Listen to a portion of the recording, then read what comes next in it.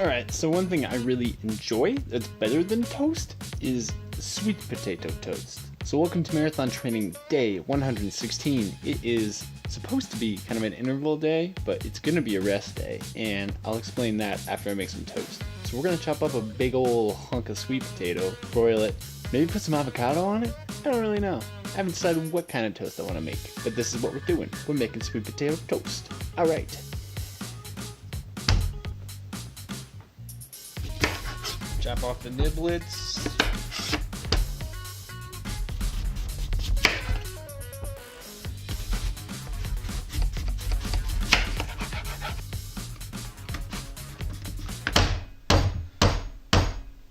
Alright, so we make some pretty sweet potato toast with these guys.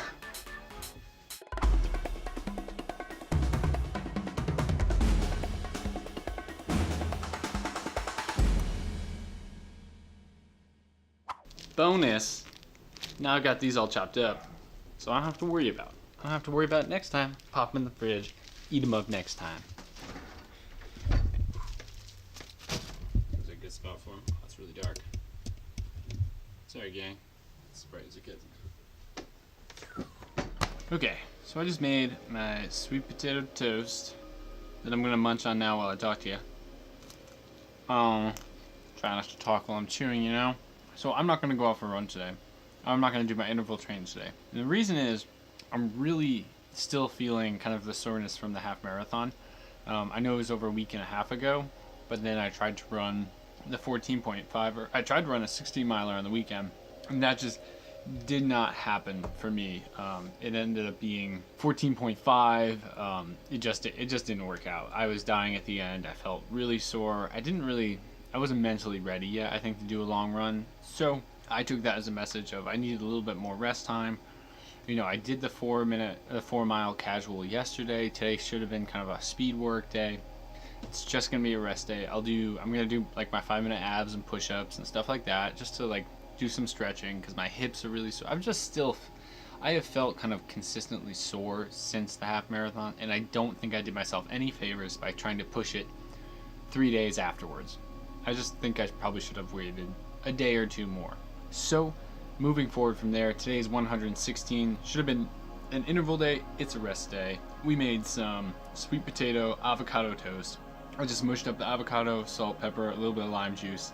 Goes on top after you just slice up the sweet potatoes, broil them like 4 or 5 minutes aside on high. Get them kind of crispy around the outside. The inside's just getting to a right texture. Boom. You got yourself a superpower snack. Sweet potatoes and avocados. There's no sugar or anything in there, but it's gonna give you the goods. Well, I guess there's probably some sugar in like the lime juice. I don't know. Yeah, so on the topic of recovery, I also wanted to talk about sleep. So, and I will link the articles where I got my information from. I'm not trying to sell you any information, just letting you know on some things that I've looked up recently that I was curious about, because I'm one of those people who, you know, I can get 4 or 5 hours of sleep, get up and be like, okay, yeah, I can do whatever today. But even though I feel fine, it's according to what I have discovered recently, according to what I've read recently, even though I may feel fine with the limited number of hours, that could be something that affects my metabolic profile, which over time I can grow kind of an insulin resistance. My body is not processing glucose for energy as well, so my running will certainly be affected, and down the road your body can be affected in many ways, primarily like diabetes. Obviously, if you can't process glucose, that's pretty crappy, and then you start taking like insulin injections and things like that. So a point in case, if you're someone like me who can generally function with less sleep, although it may at the end of the day be hindering your metabolic profile and your like long-term health.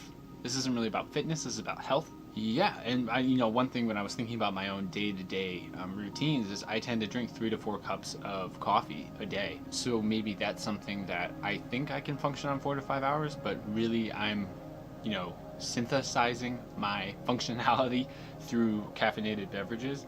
So for the last couple days, I have had 1 cup of coffee, 1 double espresso, double shot Americano. Well, Jesus, that I've been making in the mornings. I'm gonna take another bite of this. So I'm trying to cut down. Haven't really been sleeping well. Again, I think that could be the over-caffeination and lack of sleep. Yeah, last night I had 1 cup of coffee yesterday. I did have 2 drinks. I had a beer before dinner and then a beer with dinner. It was Valentine's Day. Get off my back. But yeah, then I went to bed at probably, I don't know, 11 o'clock. Woke up at 8. Felt great. Best sleep I've had in probably a week.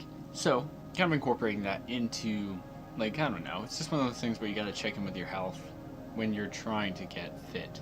You know, if you're slacking on either of those, the other one's probably gonna come back to bite you in the butt somewhere where it's lacking. So, in the end of today, I will just say, maybe check in with yourself. See if you're getting enough sleep. Maybe you're one of those people you've convinced yourself, like I did, that you don't really need a lot of sleep, but at the end of the day, it could be something that affects you in the long term. I don't know. Check in. Point of the video, check in with your body. It's time, you know. Every couple of weeks, it's worth it. Especially if you're out there and you're trying to train for a marathon. You kind of need to keep tabs, like little micro. You need to stay micro focused on your body, you can't just be going through the motions. So, with that in mind, that's going to wrap up my video for today. Resting, listening to my body, that's all she wrote. Ciao for now. I will see you at another time. Peace.